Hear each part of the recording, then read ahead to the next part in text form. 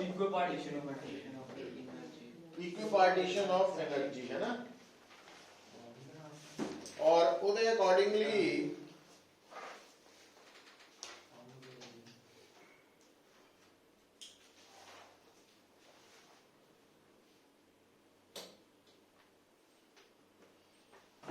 Internal energy कटी सी ना आपको कितनी for monatomic 3/2 nRT, for diatomic 5/2 nRT. हाँ तो जे आप जर्नल कटनी होवे फिर लिखो relation between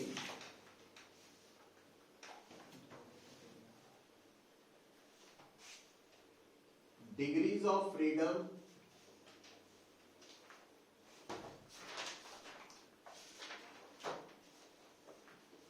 and atomicity gamma Cp over Cv.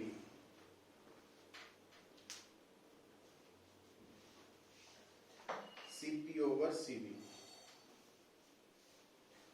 देखो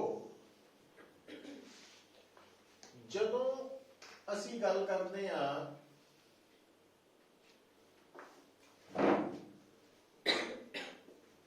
consider n mole of an ideal gas. ਜਦੋਂ n mole of ideal gas consider ਕੀਤੀ, therefore total number of molecules in an ideal gas कितने हो गए?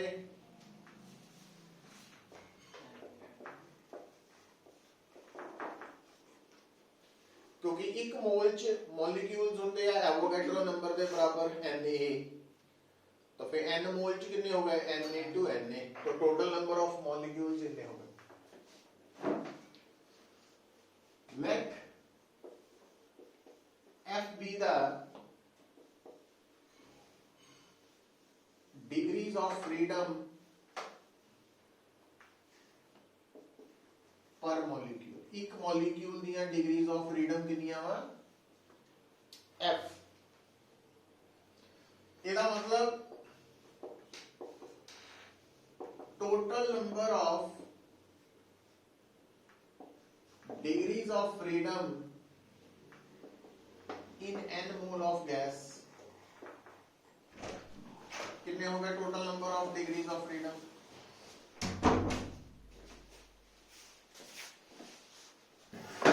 कितने हो गए? हुन एक मॉलिक्यूल दे डिग्री ऑफ फ्रीडम f है ते टोटल नंबर ऑफ मॉलिक्यूल्स कितने हो गए? fn a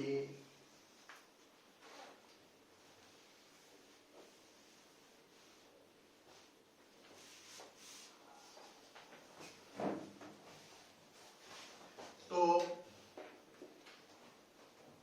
according to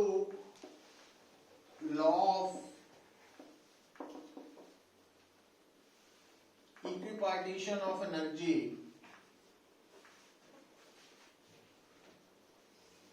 energy associated with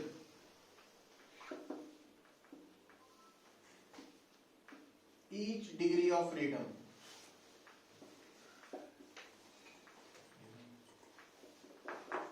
होंदी है हाफ केवीटी। तो एक डिग्री ऑफ फ्रीडम दी इतनी एनर्जी है, तो therefore total energy of n mole of an ideal gas, तो आइडियल गैस दी टोटल एनर्जी कितनी हो गई हुई? हाफ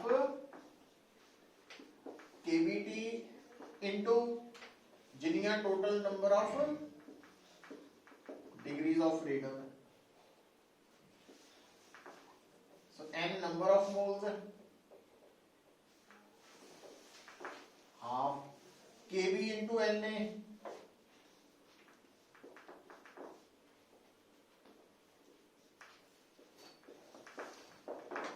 क्योंकि गैस कांस्टेंट होंदा बोल्ट्जमैन कांस्टेंट इनटू एवोगैड्रो तो ए दे बराबर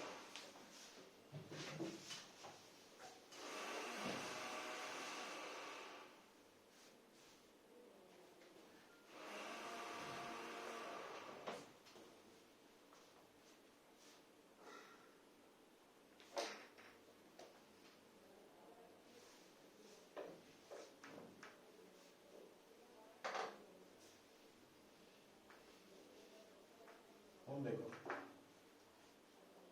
तो एक internal energy of an ideal gas आ गया तो हुन एक आप इसको के दो टर्म्स पढ़िया सी एक सी मोनोएटॉमिक ਲਈ एक सी डाई ਲਈ है ना तो ये जनरल अच्छा हुन बेटा देखो हुन आ गल याद रखो जिहड़ी मोलर स्पेसिफिक हीट हुंदी है वो हुंदी है heat per unit mole per unit change in temperature इदां जदों आपां molar specific heat at constant volume दी गल करदे हां तां इहदा मतलब असीं जिहड़ी हीट देनी है वो उस वक्त देनी है जदों वॉल्यूम की रहे कांस्टेंट ते वॉल्यूम कांस्टेंट वेले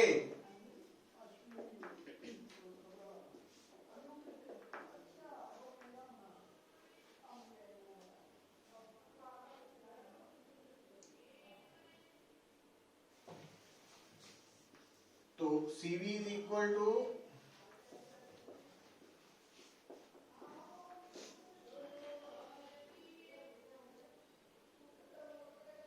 क्योंकि कांस्टेंट वॉल्यूम ते वर्क डन हुंदा 0 तो dq is equal to du ही रह जाना तो ये गल्लां आपां ऑलरेडी डिस्कस कीतियां दोबारा रिवाइज हो रही हैं हुण लोड क्यों पैनी है दी क्योंकि आपां रिलेशन काहदे च कड्ढन लगे हैं F दे गामा की हुंदा Cp ओवर तो पहला Cv कढिए तो क्योंकि Cv है 1 over n du by dt u कितना पता तो ਆਪਾਂ डिफरेंशिएट करना किनु u नु u ਦੀ ਵੈਲਿਊ ਕਿੰਨੀ ਹੈ n by 2 r f t integrate करना होए डिफरेंशिएट करना होए सब तो पहला नोटिस करो कि कौन कौन कांस्टेंट है हुन पुत्र नंबर ऑफ मोल्स कांस्टेंट है क्योंकि गिवन गैस है ना तो n कांस्टेंट बाहर आ जाएगा तो जे इथे नहीं कटना कोई गल नहीं आप वेट कर लेने अगले स्टेप की तो 1 by n तो n by 2 r ते f ते है गया कांस्टेंट्स आ तीनों कांस्टेंट t नु t नाल डिफरेंशिएट कीता 1 हो जाना तो n नाल n कटिया गया dt dt 1 हो गया तो साडे कोल cv कितना आ गया r f by 2 ये आ गया cv अच्छा हुन आ सारा हो चुका नोट है ना तो आ देखो हम Cp की है आइडियल गैस के केस च ਅਸੀਂ ਇਹ ਪ੍ਰੂਵ ਕਰ ਚੁੱਕੇ ਹਾਂ कि Cv plus R is equal to Cp ਹੁੰਦਾ Cv plus R क्योंकि Cp minus Cv is equal to R है ना therefore Cp आ जाना Cv plus R R common आ गया तो Cp आ गया R F plus 2 by इन्हों नंबर 4 कर लो 3 तक हो चुका सी मिल रहा तो therefore गामा आ जाना Cp over Cp नु Cv नाल डिवाइड करो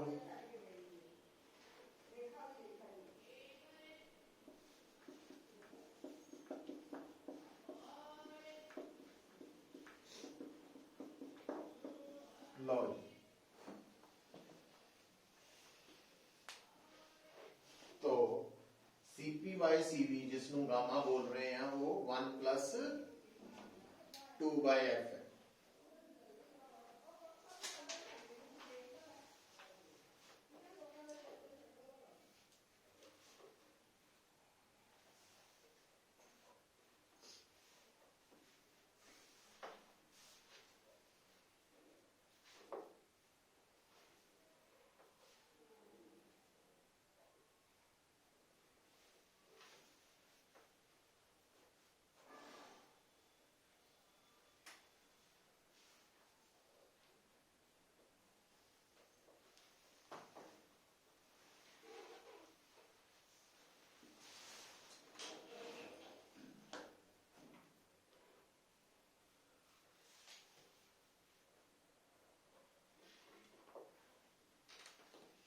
हुण देखो फॉर मोनोएटॉमिक गैस लिखो तो ये रिलेशन आ गया। फॉर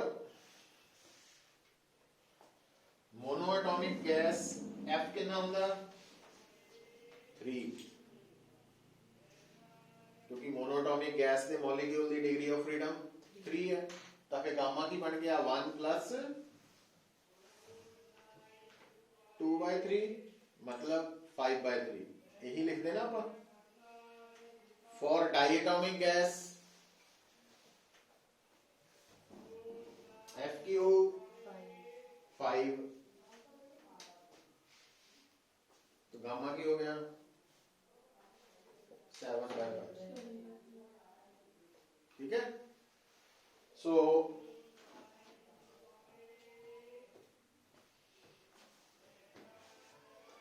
हूँ बेटा हेडिंग लिखो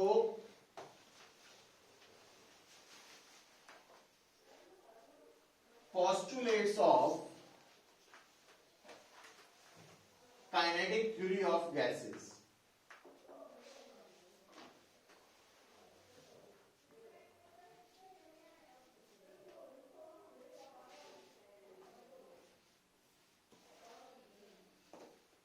तो assumption जो है मान के चल रही है काइनेटिक थ्योरी की है, देखो number 1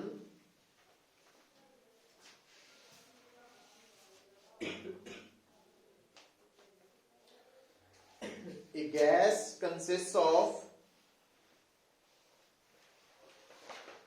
gas consists of molecules।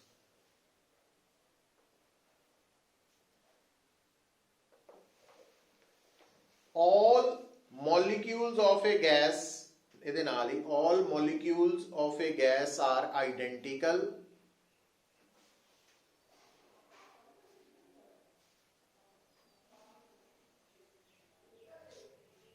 and these molecules are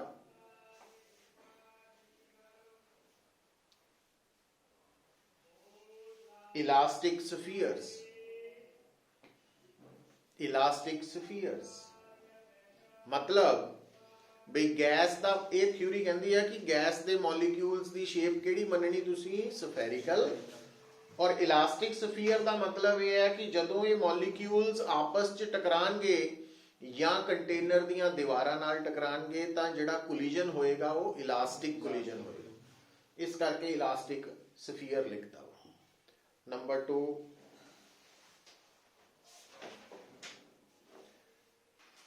molecules of ए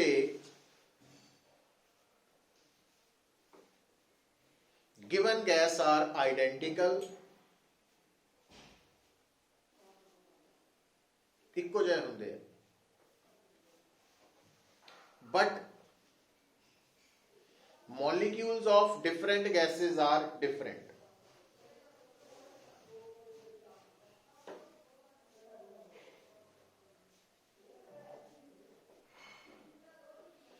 तो एक गैस के जिन्ने भी मॉलिक्यूल्स है इको तरह के है पर अलग अलग गैसेस के मॉलिक्यूल्स अलग अलग तरह के अलग अलग तरह के किदां दे हैगे तां स्फेरिकल ही है, फर्क की पऊ साइज का।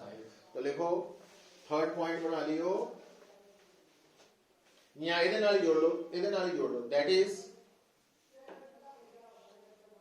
Size of all the molecules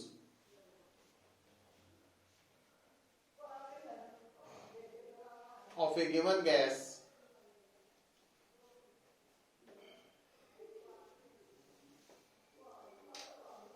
are same, but molecules of different gases are of different sizes.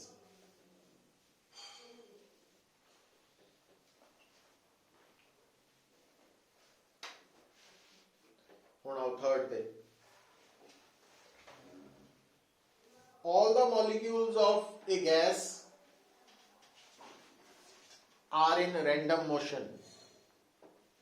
All the molecules of a gas are in random motion. That is, they are moving with random motion का मतलब that is they are moving with different velocities in different directions. In different directions.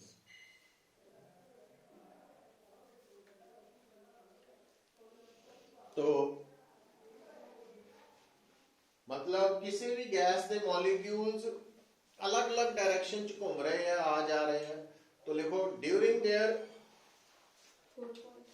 अगला point, during their random motion they collide with each other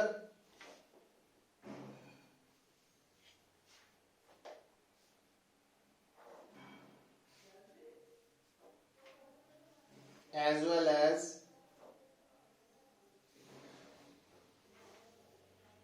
with the walls of container.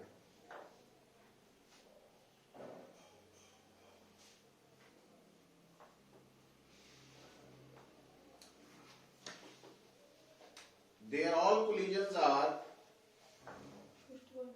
नहीं नाल ही जोड़ लो, their all collisions are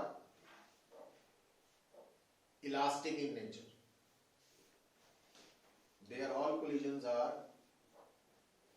elastic in nature. Elastic collisions. Number next point बनाइए.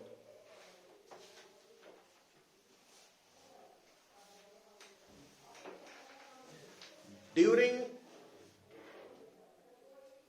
their random motion, each molecule will follow zigzag path.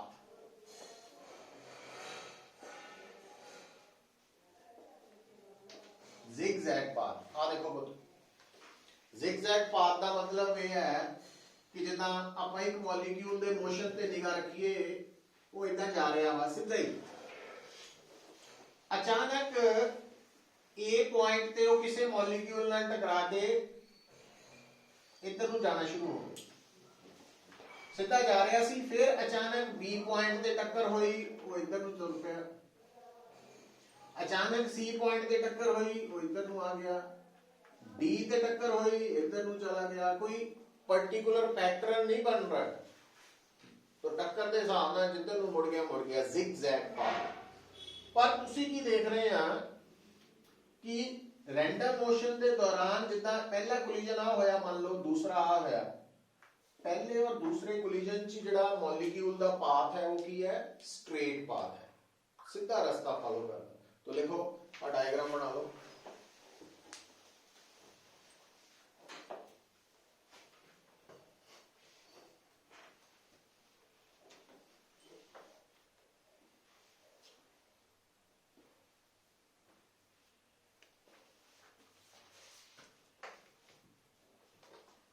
जिधर भी मर्जी shape दे दो, अभी जरूरी नहीं है डिजाइन, जिधर को मर्जी भेज दो.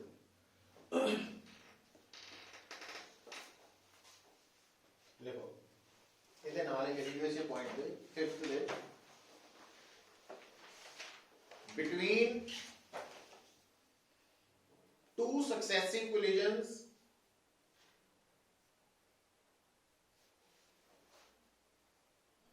path followed by molecule is a straight path.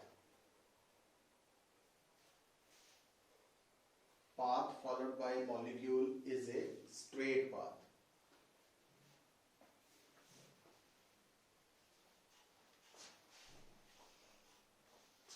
Straight path. ਹੁਣ बेटा the length of नहीं ਨਾਲ ही लिखी जाओ ਇਹਦੇ ਤੇ लिखी जाना है the length of straight path followed between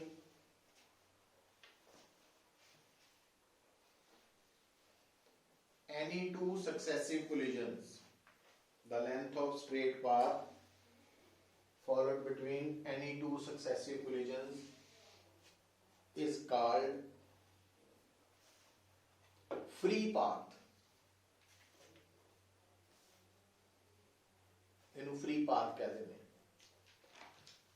And time taken by the molecule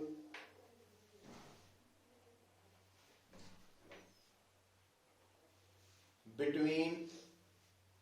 any two successive collisions is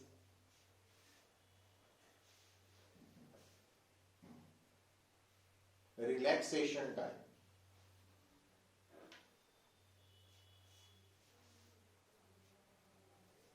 Relaxation time.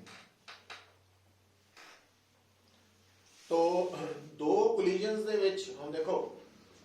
ਜਿੱਦਾਂ ਪਹਿਲੀ ਟੱਕਰ A ਤੇ ਹੋਈ ਦੂਸਰੀ B ਤੇ ਹੋਈ तो पहली टक्कर तो दूसरी टक्कर ਦੇ ਵਿੱਚ ਜਿਹੜਾ ਟਾਈਮ ਹੈ ਉਹ ਮੋਲੀਕਿਊਲ ਲਈ ਕਿਹੜਾ ਟਾਈਮ ਹੈ ਰਿਲੈਕਸੇਸ਼ਨ ਹੈ ਉਹ ਆਪਾਂ ਨੂੰ ਪਤਾ ਜੇ ਕਿਸੇ ਨਾਲ ਟੱਕਰ ਹੋ ਜਾਏ ਤਾਂ ਫਿਰ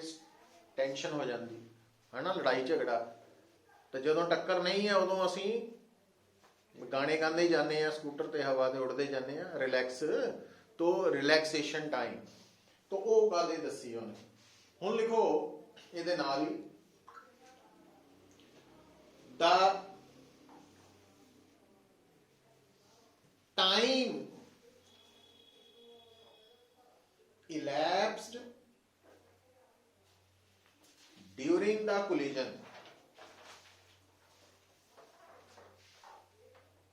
is negligibly small in comparison to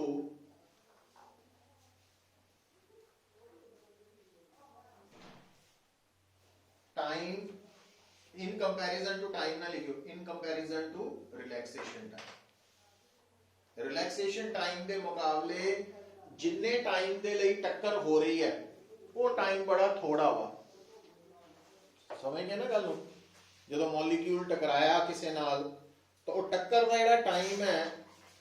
ਉਹ ਕਿਹਦੇ ਮੁਕਾਬਲੇ ਬਹੁਤ ਛੋਟਾ ਵਾ ਜਿੰਨੀ ਦੇਰ ਲਈ ਟੱਕਰ ਨਹੀਂ ਹੁੰਦੀ ਤਾਂ ਉਹਦੇ ਮੁਕਾਬਲੇ ਬਹੁਤ ਥੋੜਾ ਵਾ फिर अगे अगला पॉइंट बना लियो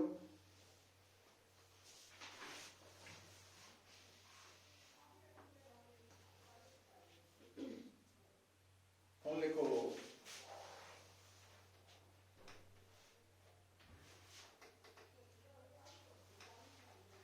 हम आप प्रेशर वाला आइए लिखो पुत्र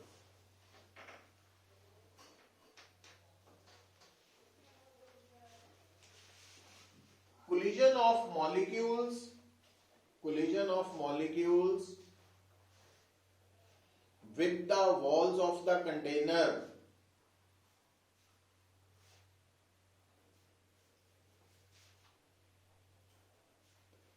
are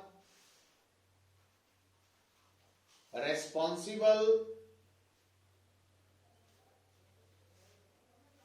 for the pressure of the gas ਹੁਣ ਦੇਖੋ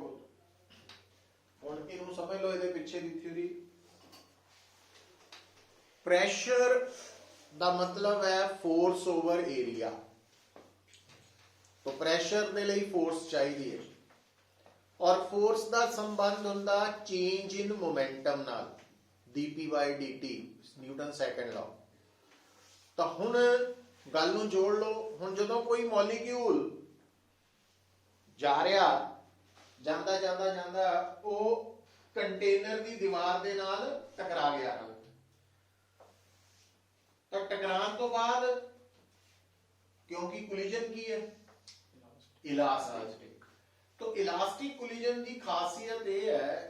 कि क्योंकि मॉलिक्यूल दे मास के मुकाबले दीवार का मास बहुत ज्यादा है, इस करके इलास्टिक कोलिजन अगर मॉलिक्यूल का दीवार नाल होएगा तो मॉलिक्यूल सेम स्पीड दे नाल वापस आएगा, रिबाउंड होएगा। तो जदों हुण मॉलिक्यूल गया इतना सी ਤੇ ਵਾਪਸ ਇਦਾਂ ਆ ਗਿਆ, ਤਾਂ ਉਹਦੀ ਸਪੀਡ ਤਾਂ ਉਨੀ ਰਹੀ, ਸਪੀਡ 'ਚ ਨਹੀਂ ਫਰਕ ਪਿਆ, ਪਰ ਡਾਇਰੈਕਸ਼ਨ ਆਫ ਮੋਸ਼ਨ मतलब वेलोसिटी चेंज हो गई, मतलब मोमेंटम ते मोमेंटम अपने आप तो चेंज होनी नहीं। ਇਹਦਾ मतलब मॉलिक्यूल ਦੀ ਜੇ मोमेंटम चेंज ਹੋਈ ਹੈ, ਕਿਉਂ ਹੋਈ? ਕਿਉਂਕਿ ਜਦੋਂ ਦੀਵਾਰ ਨਾਲ ਟਕਰਾਇਆ, ਇਟ ਮੀਨਸ ਦੀਵਾਰ ਨੇ ਫੋਰਸ ਲਗਾਈ ਮॉलिक्यूल ਤੇ, और according to Newton's third law दीवार ने अपने आप फोर्स नहीं लाई, मॉलिक्यूल ने दीवार ते फोर्स लगाई, ਉਹਦਾ जवाब मिलया। ਇਹਦਾ मतलब मॉलिक्यूल ਜਦੋਂ ਦੀਵਾਰ ਨਾਲ ਕੋਲੀਜਨ ਕਰਦੇ ਆ ਤਾਂ ਦੀਵਾਰ ਮॉलिक्यूल ਤੇ ਜਿਹੜੀ ਫੋਰਸ ਲਗਾਉਂਦੀ ਆ, ਕਿਉਂ ਲਗਾਉਂਦੀ ਆ? ਕਿਉਂਕਿ ਮॉलिक्यूल ਨੇ ਵੀ ਦੀਵਾਰ ਤੇ ਫੋਰਸ ਲਗਾਈ ਹੈ। ਤਾਂ ਜੇ ਦੀਵਾਰ ਤੇ ਫੋਰਸ ਲੱਗੇਗੀ ਤਾਂ ਫੋਰਸ ਪਰ ਯੂਨਿਟ ਏਰੀਆ ਪ੍ਰੈਸ਼ਰ, ਇਹ ਆ ਕਾਰਨ ਇਸ ਲਾਈਨ ਦੇ ਪਿੱਛੇ ਦਾ। ਹੁਣ ਲਿਖੋ ਅਗਲਾ point,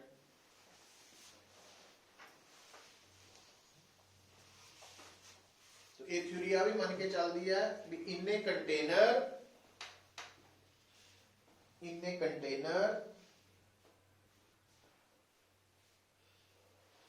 actual volume occupied by all the molecules of the gas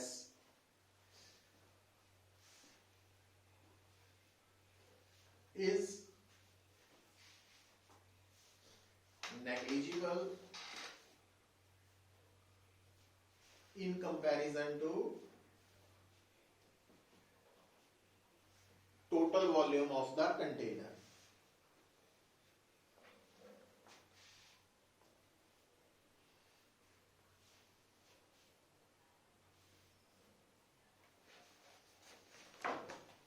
ਇਹਦਾ मतलब समझ आया कि नहीं? देखो ਆਪਾਂ ਇਦਾਂ ਤਾਂ ਕਹਿ ਦਿੰਦੇ ਆ ਕਿ ਕੰਟੇਨਰ ਦੇ ਵਿੱਚ ਜੇ ਕੋਈ ਗੈਸ ਭਰੀ ਜਾਏ ਤਾਂ ਜਿੰਨਾ ਵੋਲਿਊਮ ਕੰਟੇਨਰ ਦਾ ਗੈਸ ਦਾ ਵੀ, ਗੈਸ ਦਾ ਵੋਲਿਊਮ ਤੇ ਕੰਟੇਨਰ ਦਾ ਵੋਲਿਊਮ ਸੇਮ ਹੁੰਦਾ, ਪਰ ਇੱਥੇ ਮੈਂ ਗੈਸ ਦਾ ਵੋਲਿਊਮ ਨਹੀਂ ਕਿਹਾ, गैस ਤੇ ਕਿਉਂਕਿ ਤੁਹਾਨੂੰ ਪਤਾ ਬਈ ਜੇ ਆ ਕਮਰੇ 'ਚ ਹਵਾ ਭਰੀ ਹੈ ਤਾਂ ਹਵਾ ਦਾ ਵੋਲਿਊਮ ਤੇ ਕਮਰੇ ਦਾ ਵੋਲਿਊਮ ਸੇਮ ਹੈ, ਪਰ ਹਵਾ ਜਿਹਨੇ ਮੋਲੀਕਿਊਲਸ ਤੋਂ ਬਣੀ ਹੈ, ਜੇ ਆਪਾਂ ਇਸ ਕਮਰੇ 'ਚ ਹਵਾ ਦੇ ਮੋਲੀਕਿਊਲਸ ਦੀ ਗਿਣਤੀ ਕਰੀਏ ਤੇ ਹਰ ਮੋਲੀਕਿਊਲ ਦਾ ਵੋਲਿਊਮ ਨੋਟ ਕਰਕੇ ਨੰਬਰ ਆਫ ਮੋਲੀਕਿਊਲਸ ਨਾਲ ਮਲਟੀਪਲਾਈ ਕਰਦੀ ਹੈ ਤਾਂ ਉਹ ਕੀ ਹੈ? Actual volume occupied ਬਾय the molecules of the gas. ਉਹ ਕੀ ਹੋਏਗਾ? ਬਹੁਤ ਘੱਟ ਹੋਏਗਾ। ਕਿਉਂ? ਕਿਉਂਕਿ ਇੱਕ ਮੋਲੀਕਿਊਲ ਅਗਰ ਇੱਥੇ ਹੈ ਤਾਂ ਦੂਸਰਾ ਇੱਥੇ ਹੈ, ਤਾਂ ਆ ਜਿਹੜਾ ਗੈਪ ਹੈ ਉਹ ਵੀ ਵਿੱਚ ਹੀ ਆ ਰਿਹਾ ਨਾ ਗੈਸ ਦੇ ਵੋਲਿਊਮ 'ਚ, ਜਦਕਿ ਮੋਲੀਕਿਊਲ ਦੇ ਲਈ ਉਹ ਕੰਸੀਡਰ ਨਹੀਂ ਹੋਣਾ। ਤਾਂ ਇਸ ਕਰਕੇ ਇਹ ਲਾਈਨ ਦਾ ਹੀ ਮਤਲਬ ਹੈ। ਤੇ ਨੈਕਸਟ ਪੁਆਇੰਟ ਦੇਖੋ,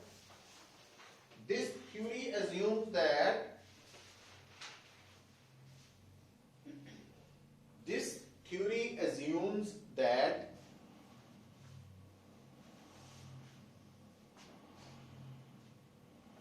molecules of the gas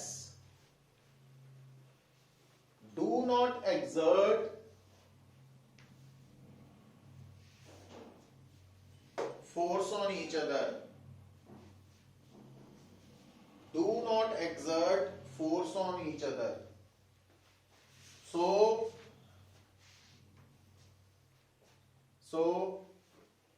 potential energy of the gas is zero.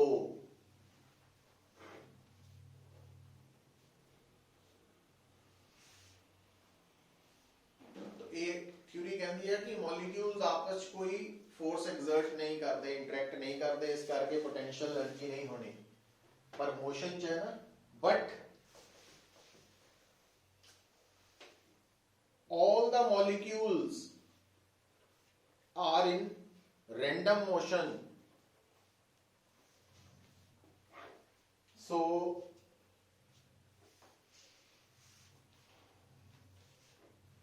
each molecule will possess, की करेगा, काइनेटिक एनर्जी. पोटेंशियल एनर्जी है नहीं, सिर्फ काइनेटिक है. So according to this theory,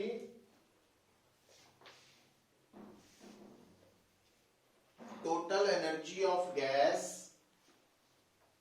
is, according to this theory, total energy of gas is कितने बराबर है, is equal to total kinetic energy of the molecules.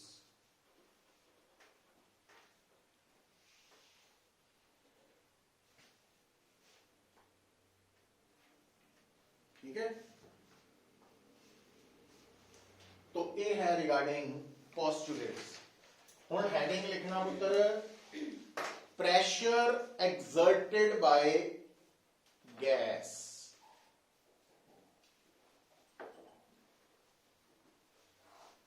Pressure exerted by gas. तो ये expression derive करनी आ सकती है, थानू लेंथी है. तो सब तो पहला आप की करन लगे पुत्र, आ देखियो कंटेनर अज्यूम करन लगे हैं. केड़ा, वैसे तो किसी भी शेप का हो सकता, पर आपां इत्थे container pressure exerted by gas,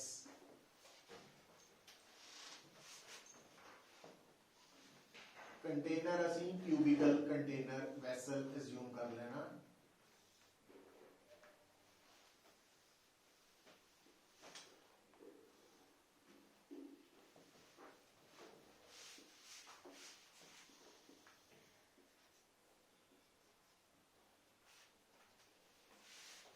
तो consider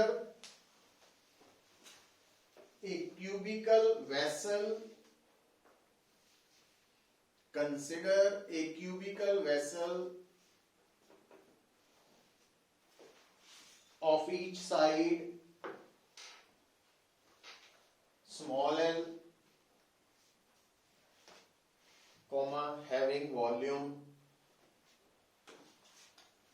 जिसका वॉल्यूम है LQ.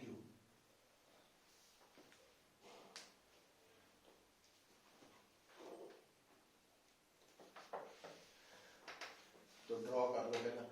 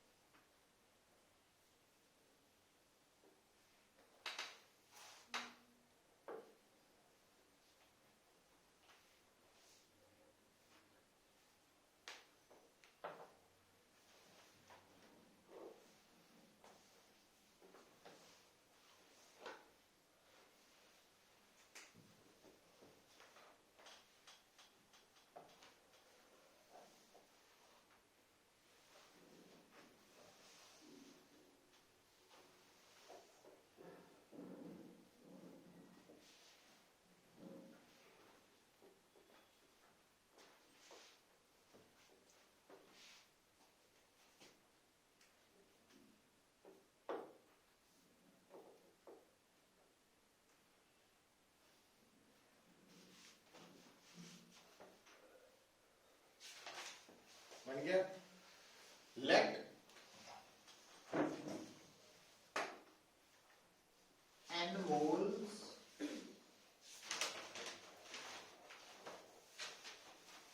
of an ideal gas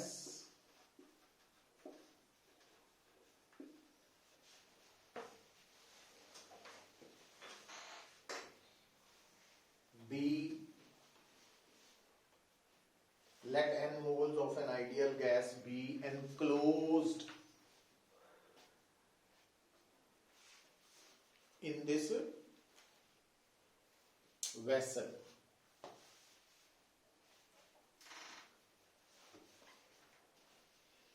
Therefore, total number of molecules in the vessel की हो गए,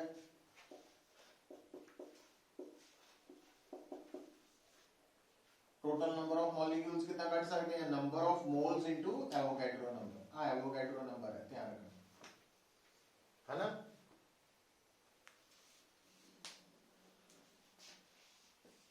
Let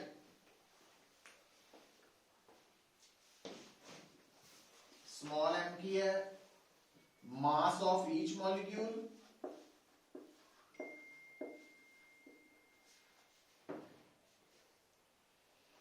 ते empty की हो गया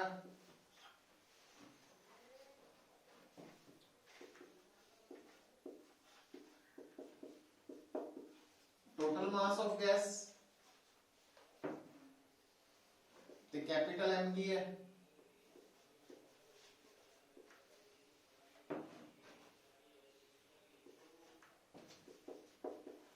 molecular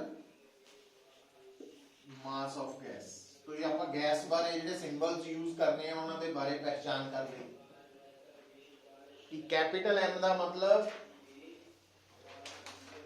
ਇੱਕ ਮੋਲ ਗੈਸ ਦਾ ਮਾਸ, ਮੋਲੀਕੂਲਰ ਮਾਸ, ਜਦ ਕਿ MT ਦਾ ਮਤਲਬ ਟੋਟਲ ਮਾਸ n ਮੋਲ ਦਾ. ਉਹ ਸਾਰਾ ਕੁਝ ਲਿਖ ਲਿਆ ਤਾਂ ਕਿ ਸਾਨੂੰ ਪਹਿਚਾਨ ਹੋ ਜਾਏ. ਅੱਛਾ, ਹੁਣ ਬੇਟਾ क्योंकि ਤੁਹਾਨੂੰ ਦੱਸਿਆ ਹੋਇਆ ਪੋਸਟੂਲੇਟਸ ਚ ਕਿ ਹਰ ਮੋਲੀਕਿਊਲ मोशन ਚ, पर सारे मॉलिक्यूल्स का मोशन रैंडम है, डिफरेंट वेलोसिटीज नाल मूव करते हैं. तो अगर आप मान लीए कि लेट C1 की है पहले मॉलिक्यूल की वेलोसिटी, हुण जे तां along x एक्सिस है मॉलिक्यूल जा रहा, फिर तो उसकी वेलोसिटी का सिर्फ x कंपोनेंट हो. जे एक्स वाई प्लेन च जा रहा तो दो ही कंपोनेंट्स होने, ते जे वो स्पेस च जा रहा तो ਇਹਦਾ मतलब जे आ पहले मॉलिक्यूल की वेलोसिटी है तो ਇਹਦਾ x कंपोनेंट भी हो, y कंपोनेंट भी हो, z कंपोनेंट भी हो. तो आ ਉਹਦੀ टोटल वेलोसिटी है पहले मॉलिक्यूल दी, ते आ वेलोसिटी दा x कंपोनेंट है जेड़ा मॉलिक्यूल नु along x एक्सिस चला रहा, ते आह y एक्सिस ते आह z. तो इन्हां तिन्नां नु मिला के ओवरऑल वेलोसिटी बनेगी. तो लिखो लेट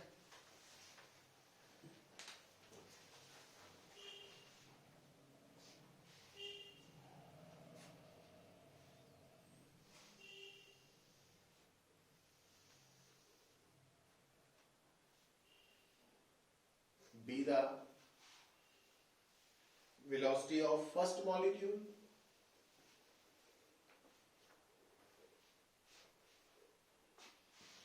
यानी मतलब C1 पहले मॉलिक्यूल की वेलोसिटी है एंड C1 स्क्वायर की हो जो पुत्र C1 x कंपोनेंट का स्क्वायर प्लस y कंपोनेंट का स्क्वायर प्लस z कंपोनेंट का स्क्वायर मतलब वेक्टर का स्क्वायर. याद है मैग्नीट्यूड वेक्टर?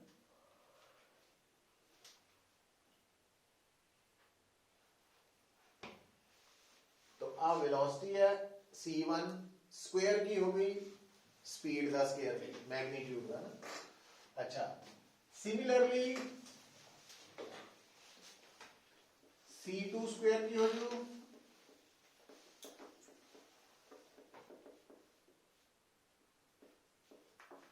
कुल कितने मॉलिक्यूल्स हैं n n तक चला गया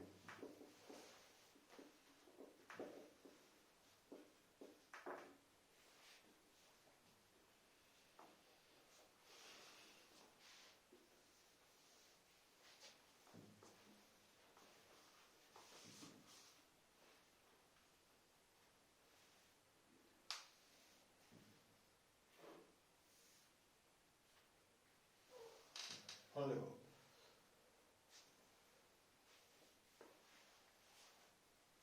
कंसिडर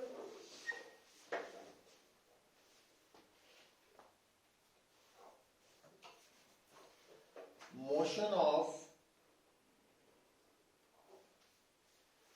first molecule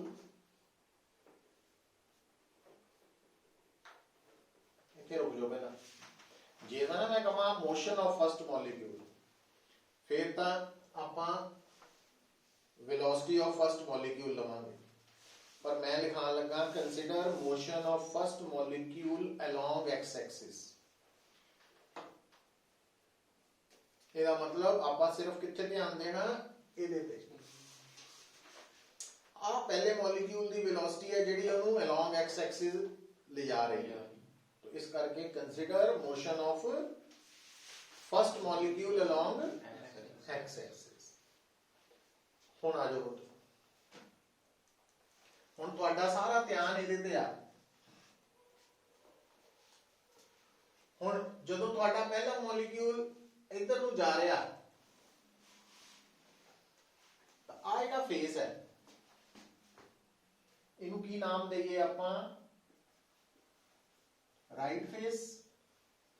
ਤੇ ਆ ਕੀ ਬਣ ਗਿਆ ਲੈਫਟ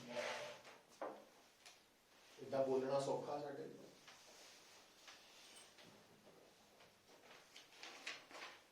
तो लिखो ਇਹਦਾ ਮਤਲਬ ਜਦੋਂ along x axis ਮੋਲੀਕਿਊਲ ਜਾ ਰਿਹਾ ਪਹਿਲਾ ਉਹ ਕਿਹੜੇ ਫੇਸ ਨਾਲ ਟਕਰਾਏਗਾ तो लिखो फिर लीनियर या लीनियर मोमेंटम तो पहला लिख लो x component of linear momentum of first molecule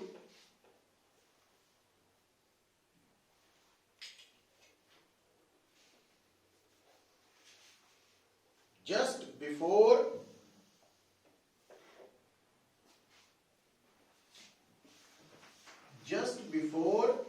striking the right face just before striking the right face ਨੂੰ ਟਕਰਾਉਣ ਤੋਂ ਪਹਿਲਾਂ ਮੋਮੈਂਟਮ ਕਿਹਦੀ ਲਿਖਣੀ ਪਹਿਲੇ ਮੋਲੀਕਿਊਲ ਦੀ ਪਰ ਕਿਹੜੀ ਟੋਟਲ ਨਹੀਂ x ਕੰਪੋਨੈਂਟ ਇਹਦਾ ਮਤਲਬ ਇਧਰ ਦੇਖੋ ਆ ਹੈ ਮੋਮੈਂਟਮ ਪਹਿਲੇ ਮੋਲੀਕਿਊਲ ਦੀ x ਕੰਪੋਨੈਂਟ तो ਕੀ ਬਣੂਗੀ mc1x ਜੇ ਟੋਟਲ ਮੋਮੈਂਟਮ ਲਿਖਣੀ ਹੁੰਦੀ ਫਿਰ mc1 ਬਣ ਜਾਏ ਆਪਾਂ ਸਿਰਫ along x axis ਦੀ ਗੱਲ ਹਾਲੇ ਕਰ ਰਹੇ ਇਹ ਹੈ ਟਕਰਾਉਣ ਤੋਂ ਪਹਿਲਾਂ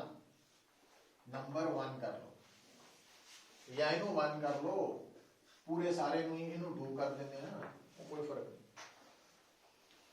अच्छा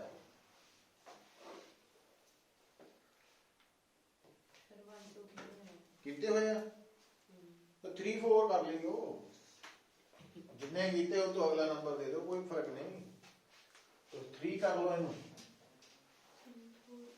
इन्हों 4 कर लो वो तो पिछों यूज कर लो अच्छा हुण कोलिजन केड़ा हुंदा तो इलास्टिक कोलिजन की होना कि right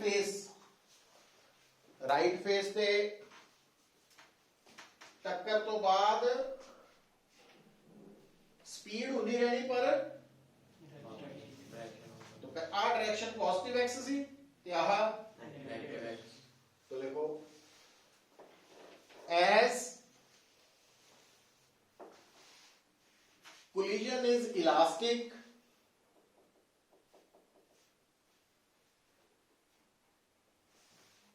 so moment x component of momentum of first molecule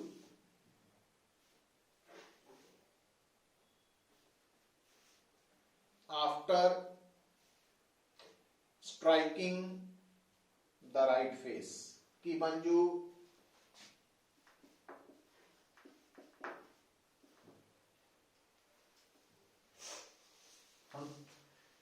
आ देखियो हुन आ आफ्टर वाली है ये बिफोर वाली है तो सिंबल चेंज कर देना ना ठीक है तो हुन लिखो therefore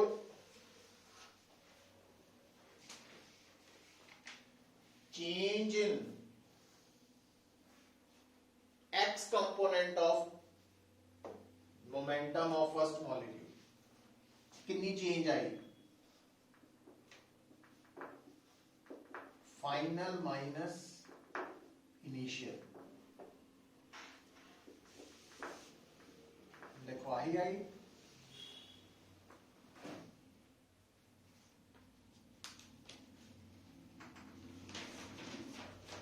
है ना वैल्यूज पुट करती है ना सो आ माइनस वैल्यू है आ प्लस वाली वैल्यू है अभी माइनस माइनस 2 डबल हो गया हुन लिखो हुन बेटा इत्थे ਅਸੀਂ ਨਾ ਇੱਕ ਆਈਡੀਅਲ ਸਿਚੁਏਸ਼ਨ ਲੈ ਕੇ ਚੱਲਦੇ ਆ ਡੈਰੀਵੇਸ਼ਨ ਚ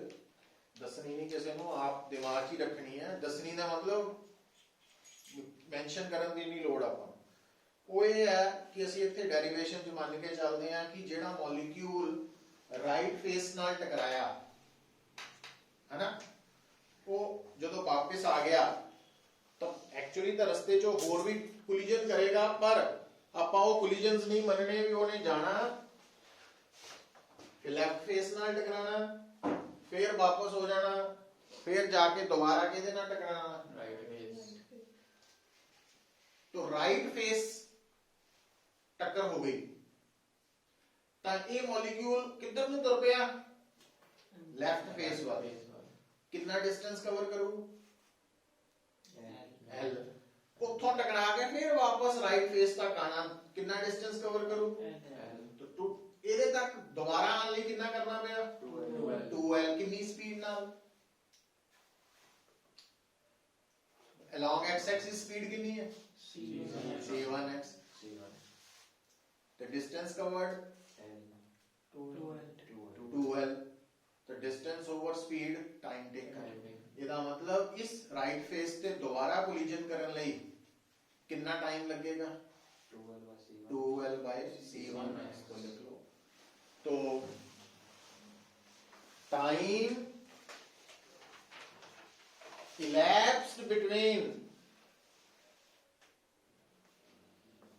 elapsed between two successive collisions on the right face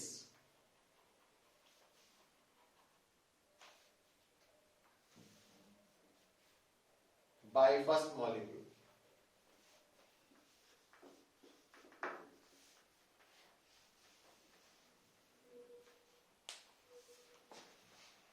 therefore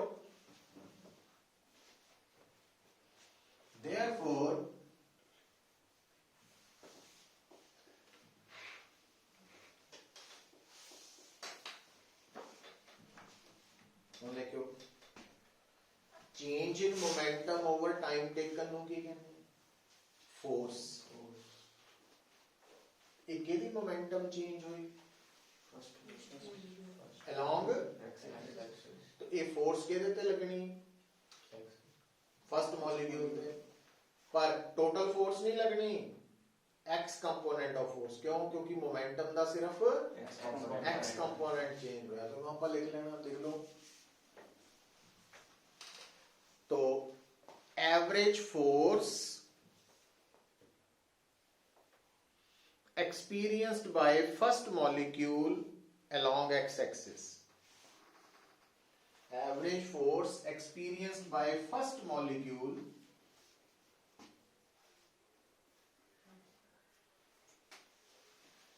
along x-axis कितनी आओ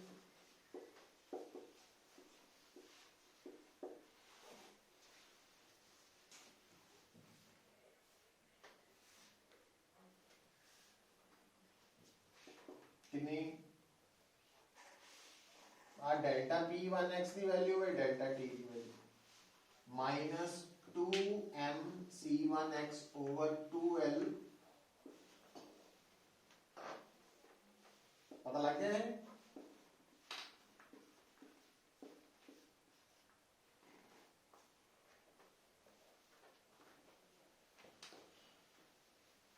है ना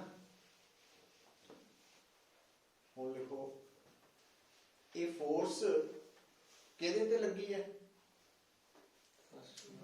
ਫਸਟ ਮੋਲੀਕਿਊਲ ਤੇ ਲੱਗੀ ਹੈ ਕਿਹਨੇ ਲਗਾਈ ਹੈ ਰਾਈਟ ਫੇਸ ਤੇ ਤਾਂ ਇਹਦਾ ਮਤਲਬ ਫਸਟ ਮੋਲੀਕਿਊਲ ਨੇ ਰਾਈਟ ਫੇਸ ਤੇ ਕਿੰਨੀ ਫੋਰਸ ਲਗਾਣੀ तो according to Newton's third law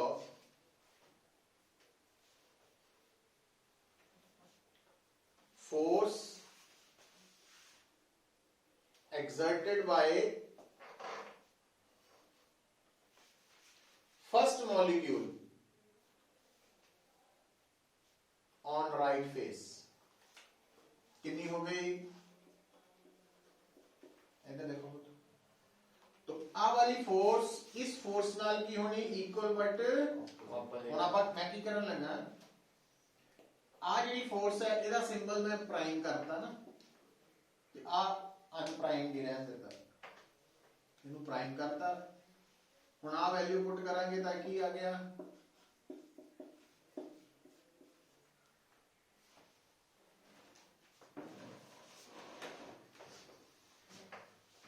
तो ये राइट फेस पे पहले मॉलिक्यूल करके फोर्स लगी तो कुल कितने मॉलिक्यूल है therefore total force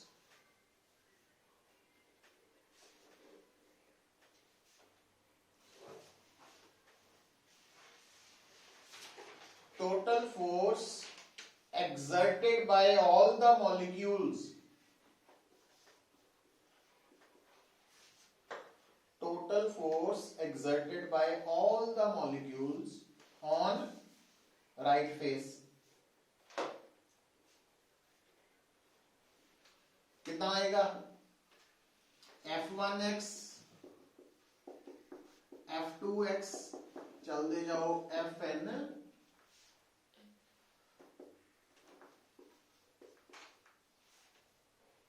तो आ है अगर ये बराबर आ की होगा इतने 2 कर देना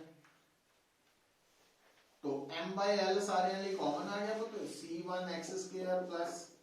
शॉर्टकट करता ना मैं थोड़ा भी इस स्टेप में जा ले बच गया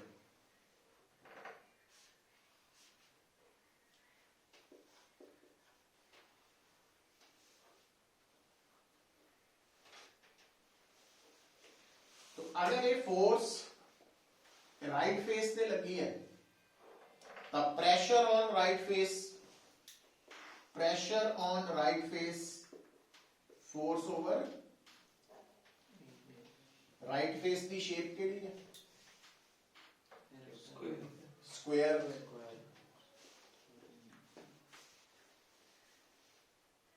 तो प्रेशर ऑन राइट फेस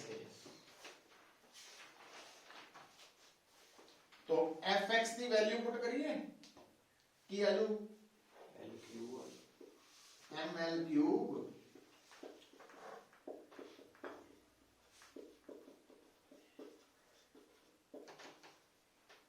पर l क्यूब का वॉल्यूम है ना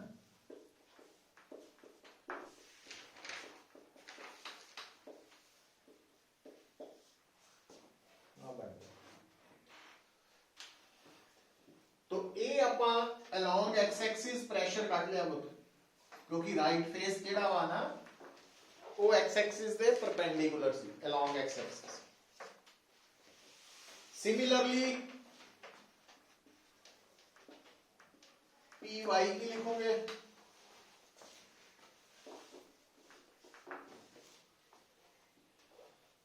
py की लिखोगे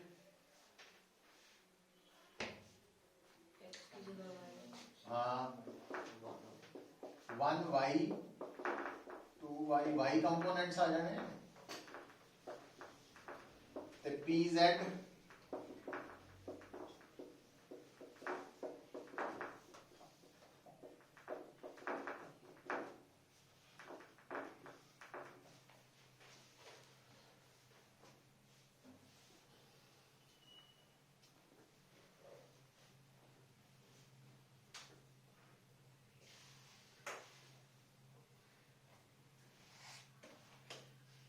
ठीक है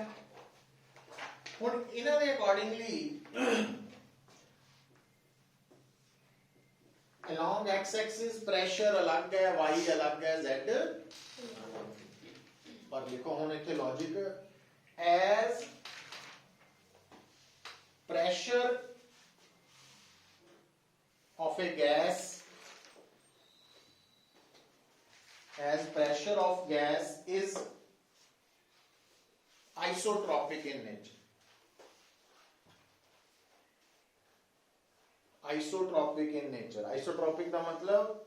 डायरेक्शन पे depend isotropic in nature that is सारे पासे प्रेशर सेम है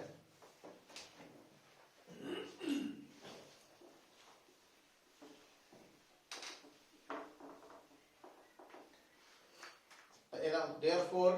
total pressure of gas कितना कटांगे ਅਸੀਂ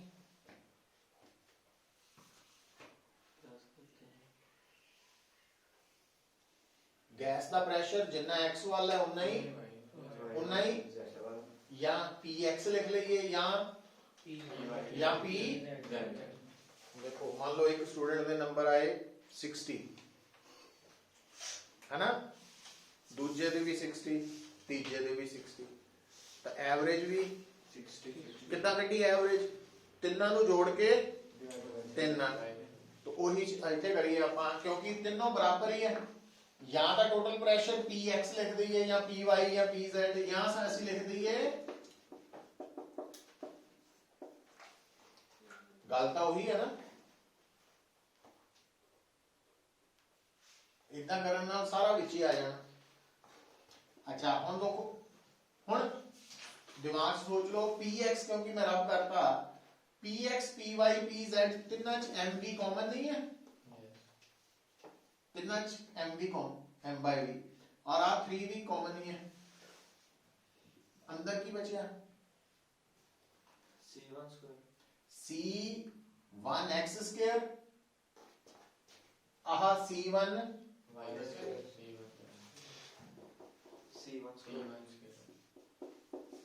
इतना ही इधर सी c2 x स्क्वायर पता लगा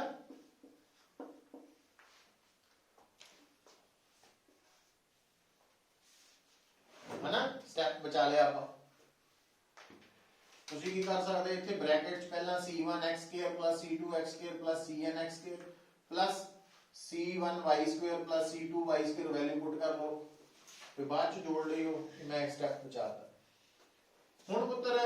ਇਹ ਆਪਾਂ ਪਹਿਲਾਂ ਵੀ ਡਿਸਕਸ ਕੀਤਾ ਕਿ ਜੇ ਮੈਂ ਇੱਥੇ n ਲਿਖਦਾ ਤਾਂ ਫਿਰ ਆ ਬ੍ਰੈਕਟ ਦੇ ਅੰਦਰ ਨੀਚੇ ਕੀ ਲਿਖਣਾ ਪੈਣਾ n बैलेंस रखना पैना तो आ की है टोटल मास नहीं किहदे बराबर टोटल मास mt भी लिख सकते हैं या mt की जगह कैपिटल n into लिख सकते हैं टोटल मास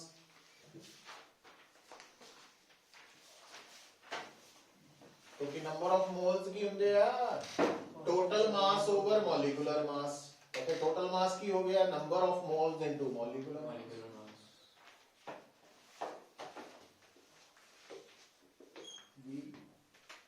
आगे लिखांगे C square C1 square plus C2 square plus ਕੱਲੇ C ਨੂੰ ਕੀ ਕਹਿੰਦੇ ਆਪਾਂ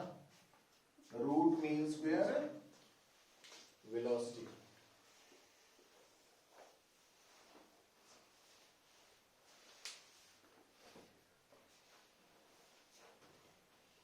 where C की है root mean square velocity of the gas. तो ये डेरिवेशन है जो आ सकती है।